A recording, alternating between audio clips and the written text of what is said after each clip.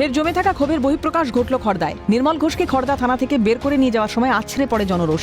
অবস্থা বেগতিক বুঝে হেলমেট পরিয়ে নিয়ে আসা হয় থানার বাইরে, কিন্তু তাতেও সামাল দেওয়া গেল না। নির্মল ঘোষকে লক্ষ্য করে ছোড়া হলো ডিম কাদা। কড়া নিরাপত্তা বলয়ের মধ্যেই ছোড়া হলো জুতো, এমনকি জুতোর মালা পরিয়ে দেয় ক্ষুব্ধ জনতা। উঠল চোর স্লোগান। দীর্ঘদিন থেকে এই নির্মল ঘোষের যে অত্যাচার সহ্য করেছেন সাধারণ মানুষ, তাদের আজকে বহিঃপ্রকাশ হচ্ছে। সকালে নির্মল ঘোষ ও রাতে সঞ্জীব মুখোপাধ্যায়কে জালে তোলে পুলিশ। শুক্রবার সকালে নির্মল ঘোষ ও তার সাগরেদ সঞ্জীব মুখোপাধ্যায়কে পেশ করা হয় ব্যারাকপুর মহকুমা আদালতে। নির্মল ঘোষকে 8 দিনের পুলিশ হেফাজতের নির্দেশ দেন বিচারক। নির্মল সঞ্জীবের গ্রেপ্তারির খবর চাউর হতেই স্থানীয়দের মধ্যে ব্যাপক উচ্ছ্বাস। খড়দা থানার সামনে ডিজে বাজিয়ে চলল নাচানাচি। নন্দীগ্রামের দামাল ছেলে ভবানীপুরে এসে ওপেন চ্যালেঞ্জ যেমন দিল পিছি গেল ফেসে। কাদম্বিনীর দেহ তড়িঘড়ি দাহ ও তথ্য প্রমাণ লোপাটের অভিযোগই শুধু নয়, তোলাবাজি, সিন্ডিকেট সহ ভুরি ভুরি অভিযোগ রয়েছে নির্মল ঘোষের বিরুদ্ধে। এমনকি 2022 সালে পানিহাটি পুরসভা তৃণমূল কাউন্সিলর অনুপম দত্ত খুনেও নাম জড়িয়েছে তার। স্বাভাবিকভাবেই তার গ্রেপ্তারিতে খুশির হাওয়া। স্থানীয়দের কথায় এতদিন সন্ত্রাস মুক্ত হলো পানিহাটি। একই সঙ্গে নির্মল ঘোষের কঠোর শাস্তির দাবিও জানিয়েছেন তারা।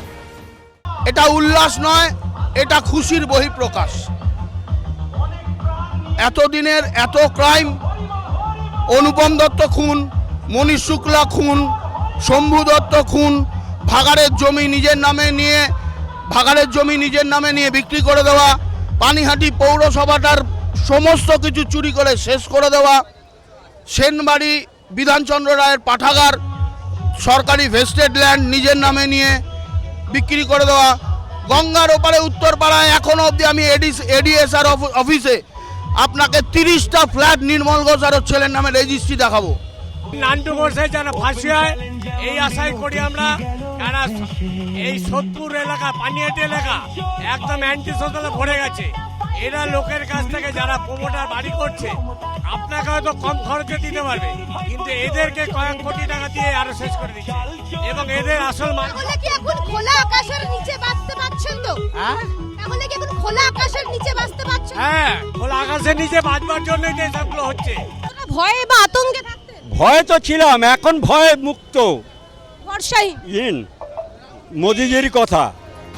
একই সঙ্গে আরজিকর ইস্যুতে কাঠগড়ায় প্রাক্তন মুখ্যমন্ত্রী মমতা বন্দ্যোপাধ্যায়। তার নির্দেশে এই কর্মকাণ্ড ঘটিয়েছেন পানিহাটির প্রাক্তন বিধায়ক।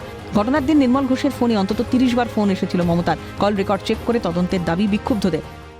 সম্পূর্ণ প্রধান ভূমিকা ছিল মমতা বন্দ্যোপাধ্যায়ের ইনস্ট্রাকশনে, নির্মল ঘোষের তত্ত্বাবধানে মমতা বন্দ্যোপাধ্যায় এই কাজ করার দায়িত্ব দিয়েছিলেন।